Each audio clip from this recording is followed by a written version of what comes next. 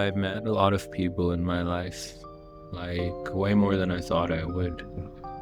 The kind that some people call creatives, geniuses, or in some cases, metaphysically gifted. People whose minds stretch into directions most of us don't even know exist. And yet, there's this one strange thing I've noticed among some of them: their love for dried mangoes. Not the casual kind of love, like, oh, I snack on these sometimes. I mean, something more like a devotion, a ritual, a near poetic relationship with these strips of sweetened fruit, as if the mango itself were alive. Well, I mean, they were alive. But when they're dried, they're not alive. I guess that's up for debate. But it's as if the mango itself were alive, sentient, and whispering secrets. Some of these people could eat nothing but dried mangoes for whole days. I don't know if it was poverty in some cases, lack, a nervous compulsion, or simply pleasure disguised as obsession.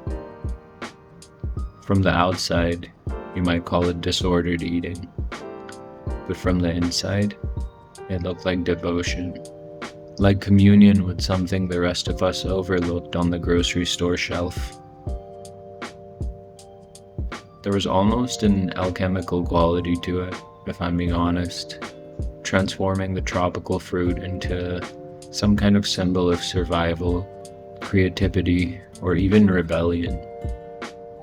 While others I knew sought their muses in wine, smoke, or long nights of chaos, these few found their inspiration in these leathery, orange-yellow slices, sweet and stubborn. I guess you could say me examining them or talking about them this way, and their mango eating itself might be considered disordered thinking. Then again, it seems like most people who think or write or analyze things like this are thought of as a little crazy, and I'm okay with that.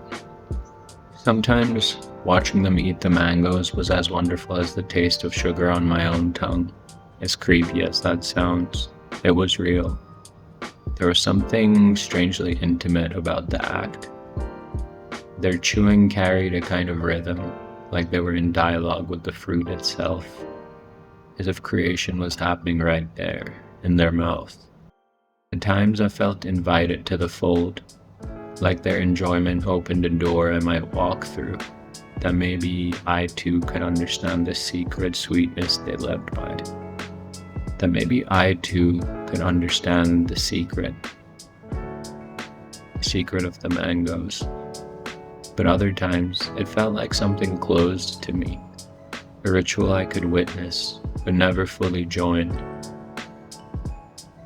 I know envy is dangerous, but at times I find myself wishing I was one of the dried mango eaters, just lost in their dreams and the chewy mindscape that their chosen sacrament brought with it. There was this one mango eater who lived in a sweltering top-floor apartment. Like, it was almost unbearable. No air conditioning, just a weary box fan pushing hot air around, almost like a cruel joke. She sat at a chipped wooden desk in a loose tank top, sketchbooks piled around her, half song lyrics, half dress designs, handwriting that looked more like a spell book than notes. Her life in LA wasn't there yet, but she sang as if it already was. And she didn't just sing to herself, she sang to the mangoes. A soft murmur as she chewed, these kind of unfinished melodies that rose with the sugar on her tongue.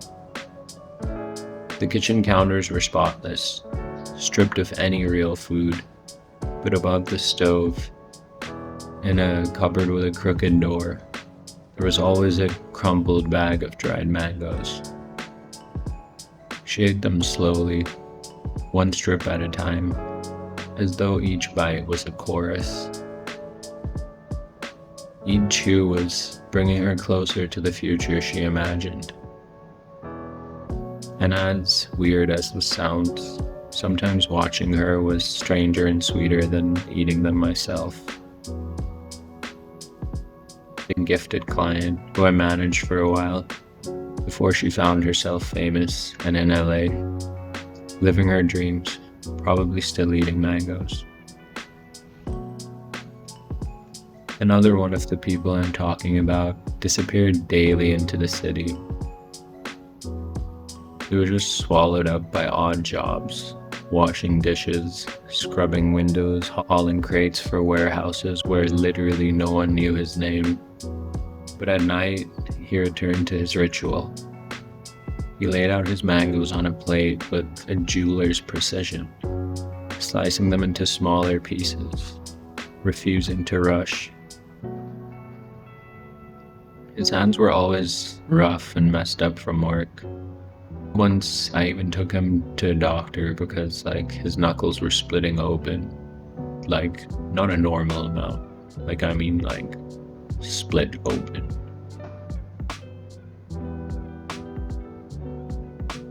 His hands were always in rough condition from the work he did. But the way he touched those strips of fruit was delicate, almost reverent. He told me this one time that mangoes were his only luxury, and always offered me some. Most of the time I refused, honestly, truly afraid to disturb the sanctity of it. But this one time, I did accept, and the sweetness and difficulty chewing felt almost sacramental.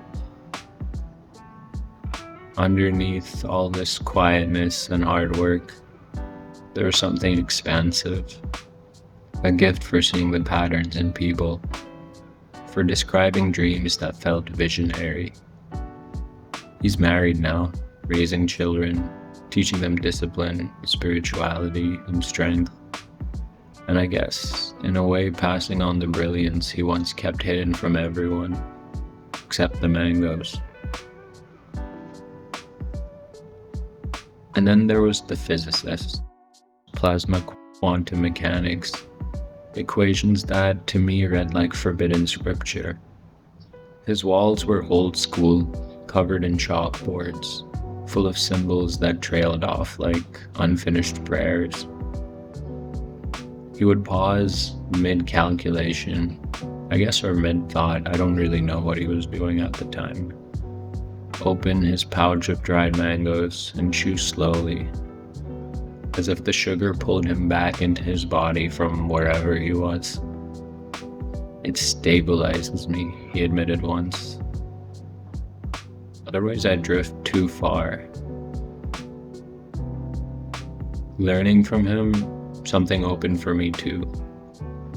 We talked about the thin membrane between the quantum and the divine, and how equations and mysticism somehow mirrored each other more than they contradicted. His mango ritual wasn't about appetite, it was about anchoring himself in the human, while his mind touched what I can only describe as infinity. Watching him, I realized the mango was never the point. It was just the tether, the bridge between numbers and God. And somehow, in those late night and early morning conversations, I felt tethered too.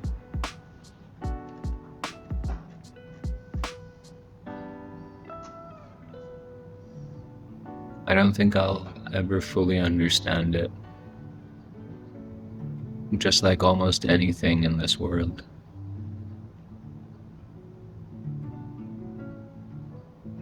I just don't believe in the human capacity for complete understanding. Even if 1 + 1. That was a Terrence Howard reference. And maybe that's the point. Hunger itself is mysterious. It isn't just about calories. It's about memory, longing, ritual. Maybe dried mangoes offered them a bridge between nourishment and indulgence, between poverty and art, maybe even between the mundane and the mystical. I think about this a lot, and when you don't have much, what you cling to takes on a sacred glow. And even if you do have plenty, the simplicity of dried mangoes, sort of chewable sunlight, usually in plastic wrapping, might be exactly what an overloaded mind craves. Maybe even exactly what it needs. At times, I felt that the divine had placed in them something that I didn't have, or maybe something different.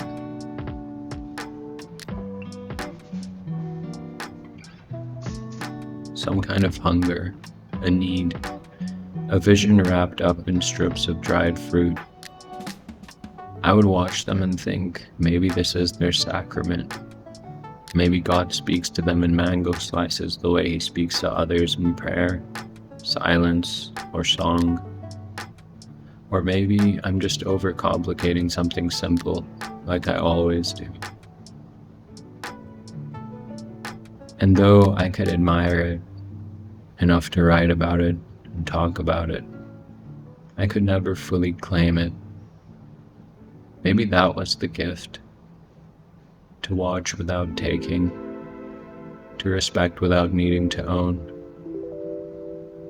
I'm not really sure if this is about dried mangoes at all anymore.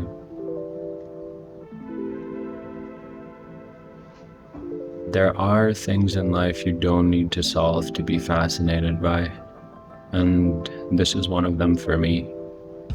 I've watched these brilliant, eccentric people devour their mango strips with the same intensity they gave to their art, their music, and their metaphysical visions.